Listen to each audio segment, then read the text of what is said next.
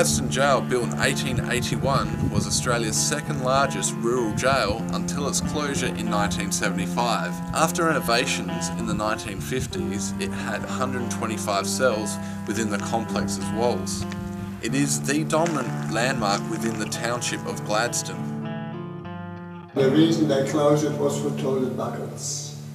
Up to then they had to do their toilet things in a bucket, and it became government policy that all prisons would have toilets. Okay. So they closed this one and made Port Augusta bigger.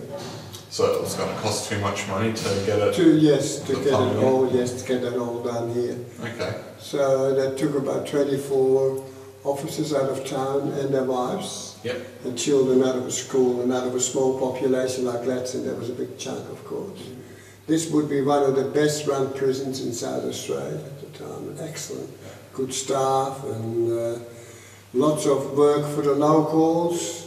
In the old days, the lady prisoners here, they would do all the washing for the hospital, all the linen, and then the men would go out to the forest, the trustees, and they'd go with 2 officers and they'd cut timber and all that, so this is all good. We had lovely vegetable gardens here and everything, and of course now it's all finished. So are there any prisoners in particular that have got you interested? Mary Shipp, mainly because she was the longest serving solitary confinement prisoner. She spent 16 days straight in solitary, just pretty much for acting up.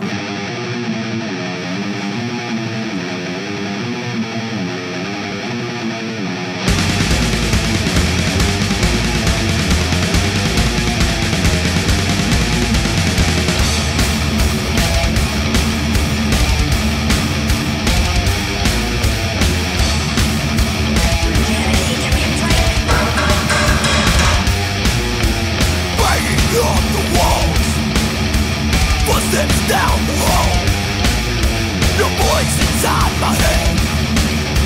It can't be you, you're dead.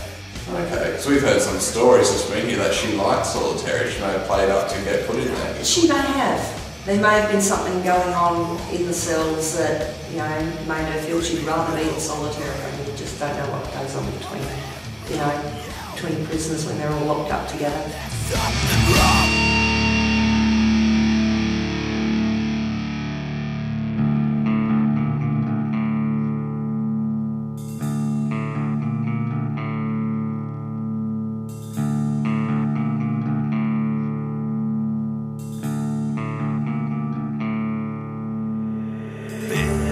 There was a prisoner here, and we all heard of Ned Kelly, of course. Yep.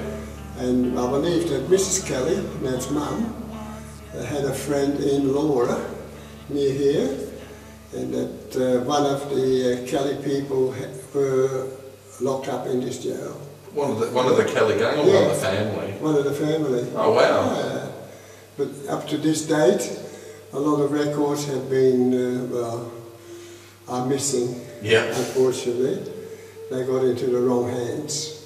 Okay. So, yeah. Probably most neglected of all inmates here, probably the Aboriginal quarters, because they would have had the roughest time. Yeah, the roughest time. Not being granted a proper burial. Yeah, well, they were committing suicide until they've grouped them in groups of 8, I believe, in these cells here.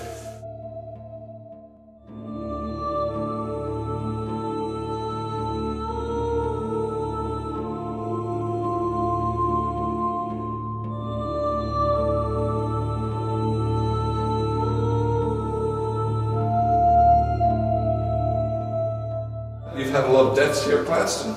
Yes, about 26 died. 26 that are recorded. Yes. Because there are some people that say a lot of the deaths may not have been recorded, Exactly probably just right. ignored. Yes, could have been in the earlier days.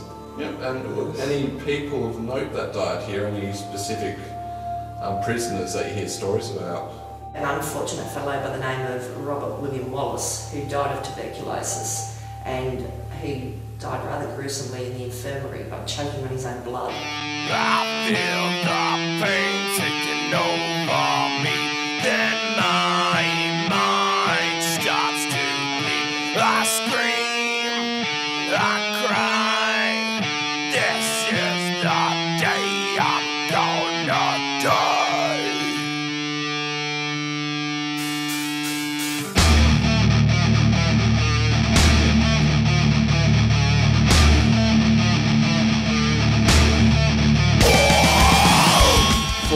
of the sick, injured and elderly prisoners, these would have been the last gates they walked through, never to see their freedom again. The jail was used almost like a hospice for the Adelaide jail, who did not want to bear the burden of the sick and elderly.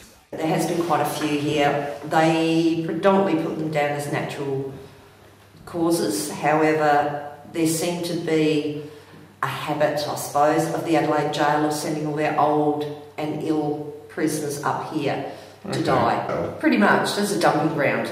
So there was no use to anybody at Adelaide jail. They couldn't work, they couldn't do anything useful. Saves all the burial money as well. Well, yeah.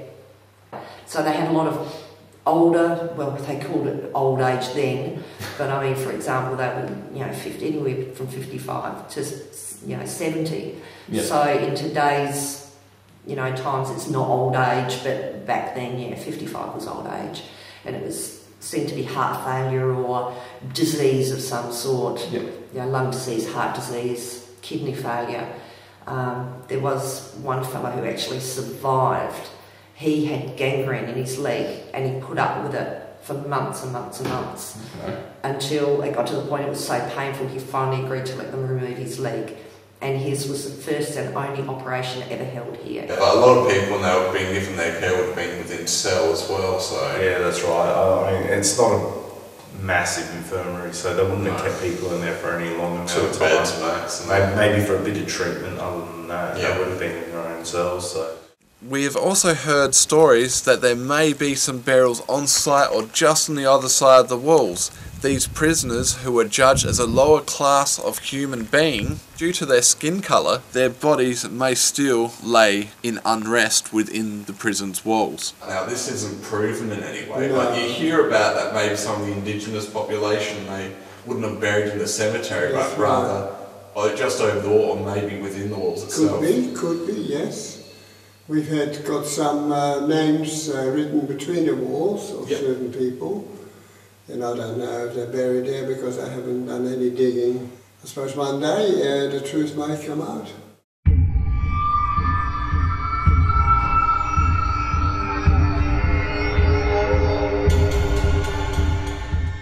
Many of the stories of paranormal happenings that have taken place within the jail. I've had a few feelings here, and I walked here once when I took on the jail here. I walked here on my own at night, and I went to the maximum security section, and just here? Yes, just here. And then I could feel there was presence of some, I believe, spirits here. Okay. And I walked out quickly to get out of the jail, when I'm honest about it. It's scary that night. Yep. I would walk there at night, and I could feel there was people walking behind me at times. Okay. And I seeing visions of doors closing by itself. And that was entirely different. People have been seeing a form, as well as people are being touched, pushed, poked, prodded.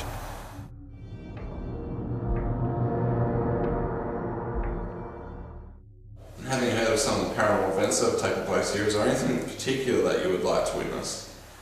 I would like, well, all of us would love to see an apparition. Yep. However, I would be happy with anything unusual. I'm not really fussed to what extent. Can't be picky. No, you can't be. I mean, if we get something great. If we don't, it's still going to be a great location to investigate. We're going to have a lot of fun. And, we get lots of guests staying overnight, and we also get feedbacks from those people, of course. Of course. You get a lot of people coming here specifically to look for the paranormal. Exactly right. Paranormal is very popular, yes. Which is exactly what we're hoping to find tonight. That's right, yes.